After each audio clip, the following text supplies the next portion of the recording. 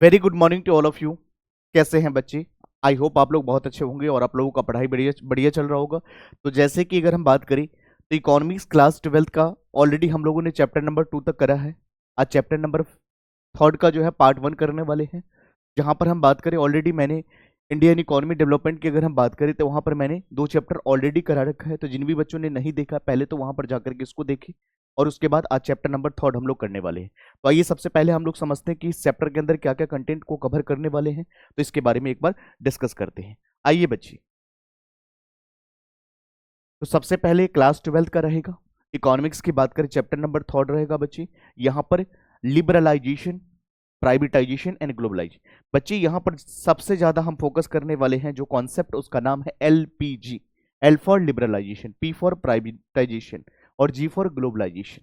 Indian economy को कैसे यहाँ ग्लोबलाइजेशन फॉर्म में किया गया है उन सभी के बारे में डिस्कस करेंगे बच्चे। तो यहाँ पर पार्ट 1 रहेगा ये। पार्ट 1 में आइए हम लोग क्या क्या कंटेंट कवर करने वाले हैं आज के क्लास के अंदर, उन सभी के बारे में हम लोग एक एक करके चर्चा करेंगे।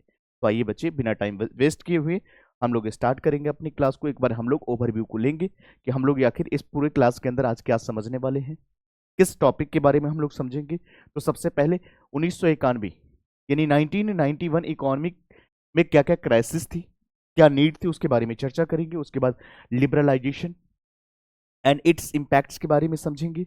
उसके बाद प्राइवेटाइजेशन एंड एफिशिएंसी के बारे में समझेंगे बच्चे। फिर हम लोग बात करते हैं यहाँ पर Navratnas and public sector, globalization and trade में क्या ग्रोथ हुई है उसके बारे में डिस्कस करेंगे। और उसके बाद WTO, world trade organisation and India's global rule, India's क्या क्या ग्लोबल रूल रहा है, इन सभी के बारे में। तो आज की पार्ट 1 की क्लास के अंदर हम लोग यही टॉपिक को कवर करने वाले हैं। तो आइए एक करके हम लोग सबसे पहले समझते हैं बच्चे। इंट्रोडक्शन के बारे में डिस्कस करेंगे कि क्या मतलब होता है इसके बारे में। तो इकोनॉमिक रिफॉर्म्स, जब भी हम इकोनॉमिक रिफॉर्म्स की हम बात करते हैं, इसका मतलब क्या होता है? Fundamental changes introduce in economic policies. जब भी एक बात का ध्यान रखेंगे, जब भी हम कहते हैं कि इकोनॉमिक में रिफॉर्म्स लाया गया, क्या रिफॉर्म्स का मतलब क्या होता है? क्या होता है? तो रिफॉर्म्स का मतलब सिंपल वर्ड में होता है बच्चे, fundamental changes in the economic policies. क्या इकोनॉमिक पॉलिसीज में चेंजेस लाया गया, क्या बदलाव लाया गया, क्या परिवर्तन लाया गया, यहाँ पर डिस्कस करते हैं, जिससे कि इंप्रूव कर सकें एफिशिएंसी की, उसके बाद कॉम्पिटेटिवनेस को और ग्रोथ ऑफ द इकोनॉमी। किस तरह से हम अपनी इकोनॉमी में बदलाव ला सकते हैं, किस तरह से चेंजेस ला सकते हैं, जिसके थ्रू हम अपनी इकोनॉमी को डेवलप करा सकते हैं, इंप्रूवमेंट करा सकते हैं। यही तो रिफॉर्म्स का काम होता है। रिफॉर्म्स का मतलब चेंज लाते हैं। यहाँ पर इन सभी के बारे में हम डिस्कस करेंगे, जिससे कि हमारा एफिशिएंसी बढ़ जाना चाहिए। बच्चे आइए एक्सप्लेनेशन को हम समझते हैं। बिफोर अगर हम बात करें 1991 1991 का जो रिफॉर्म्स लाया गया, उससे पहले क्या हुआ करती थी? India had a highly controlled economy and strict regulations businesses. बहुत ज्यादा रूल्स एंड रेगुलेशंस को फॉलो करना होता था। कब? 1991 से पहले, जब बिजनेस कर हम इंडिया में करते थे। एंड फॉरेन ट्रेड के दौरान, फॉरेन इन्वेस्टमेंट के दौरान and economic reforms were introduce to modernise the economy and make more efficient. तो जब से रिफॉर्म्स आया है इकोनॉमिक्स में, बहुत ज़्यादा एक इकोनॉमी के अंदर बहुत ज़्यादा बदलाव आया है। चीज़ें, रूल्स एंड रेगुलेशंस बहुत ज़्यादा पहले स्ट्रिक्ट हुआ करती थी। कब? बिफोर 1991। रिफॉर्म्स के लाने से पहले बहुत ज़्यादा ही इंडिया में ट्रेड करने के लिए बहुत सारे रिस्ट्रिक्शंस थी, बहुत सारी समस्याएं थी। उन सभी को हटाया गया। कब? जब रिफॉर्म्स को लाया गया, जिससे बिजनेस करना और ज़्यादा ईजी हो गया और यहाँ पर कार्य क्षमता ज़्यादा बढ़ गया। तो यही क्या है बच्चे? इंट्रोडक्शन है। चलिए, आई होप आपको ये समझ में आ गया होगा। तो हम लोग आगे बढ़ेंगे और डिस्कस करेंगे यहाँ पर बैकग्राउंड ऑफ इकोनॉमिक रिफॉर्म्स। बच्चे यहाँ पर बैकग्राउंड की हम बात करेंगे। बैकग्राउंड क्या था इसका, इसके बारे में हम बैकग्राउंड के बारे में बात करेंगे। इकोनॉमिक रिफॉर्म्स का क्या बैकग्राउंड बैकग्राउंड था? तो बिफोर 1991 की बात करें, 1991 से पहले अगर हम बात करें, India followed a mixed economy. बच्चे जब भी हम बात करेंगे इकोनॉमिक का रिफॉर्म्स आने से पहले, यानी बिफोर 1991 से पहले क्या था?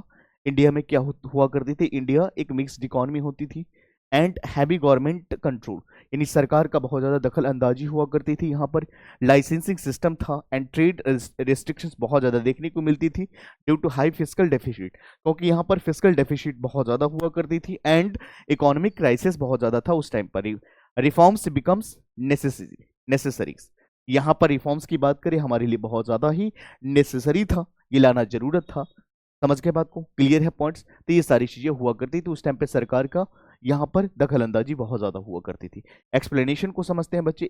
1991 की बात करें, India faced severe balance of payment, बिल्कुल सही बात है। Crisis and foreign exchange reserve depleting and level of debt could barely support 3 weeks of imports. To overcome this, the government took loans from the IMF.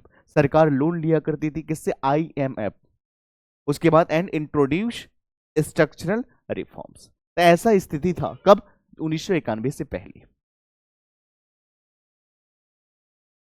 चलिए बच्चे, जब भी हम बात करते हैं इकोनॉमिक रिफॉर्म्स, ध्यान से इस पॉइंट को हाईलाइट करेंगे हम और समझेंगे इस पॉइंट को बच्चे। आइए कैमरा पर फोकस करेंगे आप लोग। आइए तो हम लोग इसके बारे में चर्चा करते हैं। तो यहाँ पर सबसे पहले अगर हम बात करें बच्चे, आई होप आपको ये चीज आपको दिख रहा है, इकोनॉमिक रिफॉर्म्स की हम बात करते हैं तो यहाँ पर 3 चीज देखने को मिली रिफॉर्म्स के बाद हमें। एक लिबरलाइजेशन, सरकार इस पर ज्यादा फोकस कर रही थी, प्राइवेटाइजेशन एंड ग्लोबलाइजेशन, जिसको बच्चे हम लोग शॉर्ट फॉर्म में लिखते हैं LPG। LPG का मतलब L for liberalisation, P for privatisation, G for globalisation. ये 3 वर्ड का ध्यान रखेंगे, ये इकोनॉमिक का रिफॉर्म्स के अंदर आता है। इसके बारे में हम लोग चर्चाएं करेंगे। चलिए बच्चे, उसके बाद हम लोग बात करते हैं इन इकोनॉमिक रिफॉर्म्स के बारे में। हम लोग समझते हैं या फिर लिबरलाइजेशन का मतलब क्या था, लिबरलाइजेशन लाने से क्या इंपैक्ट हुआ, इसका पॉजिटिव एस्पेक्ट क्या था, नेगेटिव एस्पेक्ट क्या था, इन सभी के बारे में हम लोग डिस्कस करेंगे। तो आइए बच्चे, लिबरलाइजेशन का मतलब हम बात करते हैं लिबरलाइजेशन। लिबरलाइजेशन यानी liberalisation means reducing government restriction. सरकार का जो रिस्ट्रिक्शंस हुआ करती थी उन्हें कम कर दिया। मैंने अभी जस्ट बताया कि बिफोर 1991 की बात करें, इंडिया में बहुत ज़्यादा, India is a mixed economy हुआ करती थी, वहाँ पर सरकार के रूल्स एंड रेगुलेशन बहुत ज़्यादा हुआ करता था, गवर्नमेंट का इंटरवेंशन ज़्यादा होती थी, रेगुलेशंस को फॉलो करना पड़ता था उस टाइम पे। तो यहाँ पर जब से रिफॉर्म्स आए तो liberalisation means reducing government restrictions on businesses. जो सरकार की अननेसेसरी रिस्ट्रिक्शंस थी उन्हें रिड्यूस कर दिया गया। किसको लेकर के? बिजनेस को लेकर के, ट्रेड को लेकर के, इन्वेस्टमेंट को लेकर के, to promote free market economy. बच्चे, इन सभी का लिबरलाइजेशन का लाने का सबसे बड़ा ऑब्जेक्टिव क्या था कि यहां पर एक इकोनॉमी को फ्री मार्केट इकोनॉमी बनाया जाए। यहां पर जो अननेसेसरी रिस्ट्रिक्शंस थी, जो बाधाएं थी, जो रुकावट थी, उन सभी को हटाया जाए और यहां पर बिजनेस को, यहां पर ट्रेड को, इन्वेस्टमेंट को प्रमोट करा जाए। यही इनका ऑब्जेक्टिव था। आइए एक्सप्लेनेशन को समझते हैं बच्चे। Earlier business had get multiple licence. जब हम बात करते हैं बच्चे बिफोर 1991, वहां पर बहुत ज्यादा हमें लाइसेंस लेने की रिक्वायरमेंट होती थी। ये सारी चीज हटा दिया गया, operations licence raj which cost delete and inefficiency. Liberalisation का मतलब अगर हम बात करें, रिमूव्ड दीज अननेसेसरी। जब से लिबरलाइजेशन को लाया गया बच्चे, तो यहां पर क्या करा गया? अननेसेसरी जो भी बैरियर्स थी, रिस्ट्रिक्शंस थी, जो बाधाएं थी, उन्हें रिमूव करने का इनका ऑब्जेक्टिव्स था, जिससे क्या हो जाए, इंडस्ट्रीज यहां पर जल्दी से क्विकली ग्रो करे। आइए एग्जांपल को समझते हैं। Before 1991 only a few companies, कुछ कंपनीज थी 1991 से पहले यहां पर, जैसे Hindustan Motors could manufacture car. यहां पर क्या होती थी बच्चे? बिफोर 99 की बात करें तो हिंदुस्तान मोटर जो है कुछ मैन्युफैक्चर करती थी कार वगैरह। आफ्टर लिबरलाइजेशन बहुत सारे कंपनीज आ गए मार्केट में। पहले क्या हुआ करती थी, यहाँ पर हिंदुस्तान मोटर का क्या था? मोनोपोली एक तरह से था बिफोर 99 की बात करें बच्चे। बट जब से लिबरलाइजेशन लाया गया, बहुत सारे कंपनी मार्केट में आ गए, बहुत सारे कॉम्पिटिटर मार्केट में आ गए। तो यहाँ पर बात करें, मारुति हो गए, सुजुकी हो गए, हुंडई हो गए, टाटा मोटर्स हो गए। Expanded leading more competition and better product. इससे क्या हो, मार्केट में कंपटीशन आया, कंपटीशन आने से वहां पर क्या हुआ, कस्टमर के लिए बेनिफिट हुआ, प्राइस कम ज्यादा जो भी हो लेकिन प्रोडक्ट भी सही मिलना शुरू हो गया, बहुत सारे कंपनी मार्केट में आ गए। तो ये चीजें क्या है, कस्टमर के लिए एक बहुत बड़े एस्पेक्ट है। तो लिबरलाइजेशन आने से बहुत ज्यादा बेनिफिट्स हुआ। आई बात समझ में? आई होप आपको ये कॉन्सेप्ट समझ में आ गया होगा बच्चे। तो चलिए हम लोग आगे बढ़ेंगे। उसके बाद अगर हम बात करें बच्चे, कुछ यहाँ पर कुछ की एस्पेक्ट है लिबरलाइजेशन को लेकर के, तो आइए हम लोग इसको एक बार देखते हैं। लिबरलाइजेशन, तो की फीचर्स ऑफ लिबरलाइजेशन, कुछ फीचर्स को हम समझते हैं जिससे कि लिबरलाइजेशन के बारे में हमें बेहतर चीजें समझ में आ जाएगा। तो यहाँ पर कुछ फीचर्स को हम समझते हैं। तो रिमूवल लाइसेंस, बच्चे यहाँ पर इसका ऑब्जेक्टिव क्या था? रिमूव करना लाइसेंस राज को, businesses to longer needed excessive government permission to operate. उसके बाद रिडक्शन इन ट्रैफिक, यहां पर reduction in traffic and imports duties की बात करें, goods from other countries became cheaper, जब हम किसी और कंट्री से अगर गुड्स मंगवाते हैं तो वो सस्ते में आना चाहिए। इंक्रीजिंग कंपटीशन इस, यहां पर लिबरलाइजेशन का ऑब्जेक्टिव क्या था कि कंपटीशन को बढ़ावा देना है। Opening of financial market, foreign and private investor were allowed to invest in India business, यहां पर बच्चे अगर बात करें फॉरेन हो चाहे प्राइवेट हो, वो सभी लोग इंडिया में इन्वेस्ट करें। इनका ये ऑब्जेक्टिव था, इंडियन बिजनेस को इंप्रूव करे, इकोनॉमिक में ग्रोथ लाने का ऑब्जेक्टिव किसका था बच्चे? लिबरलाइजेशन। ये सारी चीजें यहां पर है, ये की एस्पेक्ट है लिबरलाइजेशन के लिए। बच्चे एग्जांपल को समझते हैं। रिडक्शन इन इंपोर्ट ड्यूटीज, यहां पर इंपोर्ट ड्यूटीज को रिड्यूस किया जाए। Allowed brands like Samsung and Apple to enter in the Indian market, giving consumers more choices, better technology, consumer को एक बेहतर सर्विस मिल सके और यहां पर उनके पास ऑप्शंस अवेलेबल हो, एडवांस टेक्नोलॉजी के साथ काम कर सके, ये अपॉर्चुनिटी। चलिए बच्चे हम लोग आगे बात करेंगे इकोनॉमिक रिफॉर्म्स के बारे में। हम लोग समझ रहे थे, हमारा टॉपिक वही है, बट हमने अभी लिबरलाइजेशन के बारे में समझा था बच्चे। अब हम लोग समझ रहे हैं प्राइवेटाइजेशन के बारे में। आइए, प्राइवेटाइजेशन का मतलब क्या होता है? तो यहाँ पर सरकार जो है प्राइवेट सेक्टर को ज्यादा बढ़ावा दे रही थी, तो यहाँ पर सिंपल वर्ड में privatisation refers to transferring ownership. यहाँ पर जब भी हम बात करते हैं प्राइवेट सेक्टर की बात करें, प्राइवेटाइजेशन की बात करें तो इसका नाम में ही इसका आंसर है बच्चे। तो यहाँ पर क्या करते हैं, privatisation refers to transferring ownership और कंट्रोल। जब भी हम बात करते हैं प्राइवेटाइजेशन, तो यहाँ पर ट्रांसफर की जाती है ओनरशिप और control to government enterprises to private enterprises या private businesses to increase efficiency. इसका ऑब्जेक्टिव क्या था? एफिशिएंसी को बढ़ाया जाए एंड कंपटीशन को बढ़ाया जाए एक मार्केट के अंदर। आइए एक्सप्लेनेशन की बात करें। Government run enterprises were often inefficient due to the bureaucracy. उसके बाद privatisation allowed private companies to run, यहां पर प्राइवेटाइजेशन के अंदर प्राइवेट सेक्टर को अलाउ की जाती है ताकि वो बिजनेस को अच्छे तरीके से इफेक्टिवली मोड में कर सके। तो आई बात समझ में क्लियर है? पॉइंट्स एग्जांपल की बात करें, Air India was initially a government owned airline but faced continuous losses. In 2021 it was a privatised and taken over by the Tata group to improve its operation. तो यहाँ पर टाटा ग्रुप्स को दिया गया कब? तो 2021 की बात करें, ताकि अच्छे तरीके से ऑपरेट कर सके। क्लियर है पॉइंट्स बच्चे? तो यहाँ पर जब भी प्राइवेटाइजेशन की बात करी जाती है तो ओनरशिप यहाँ पर ट्रांसफरिंग करी जाती है। आइए हम लोग यहाँ पर बात करेंगे एंटरप्राइजेस पॉलिसीज की। तो Navratnas and public enterprises policies की बात करें, the government guaranteed autonomy to some high performing public sector enterprises, जिसको PSES बोलते हैं, and called Navratnas to complete with the private forms. उसके बाद this help improving other operational efficiency and financial independency. तो इसका ऑब्जेक्टिव क्या था? फाइनेंशियल इंडिपेंडेंसी को प्रोवाइड कर सके। आइए कुछ एग्जांपल को समझते। Some of India's Navratnas companies include, ONGC की बात करें, oil and natural gas corporation की बात करें, और leading oil and gas company, बिल्कुल सही बात है। BHEL जिसको भेल कहते हैं, Bharat heavy electricals limited, a major power of equipment manufacturer, बिल्कुल सही बात है। उसके बाद NTPC की बात करें, नेशनल थर्मल पावर कॉर्पोरेशन की बात करें, इंडियाज लार्जेस्ट पावर प्रोड्यूसर्स की अगर हम बात करें तो कौन है बच्चे? NTPC। ध्यान रखेंगे इन कॉन्सेप्ट को। आइए उसके बाद हम लोग बात करते हैं इकोनॉमिक्स रिफॉर्म्स के अंदर globalisation. What do mean by the term globalisation?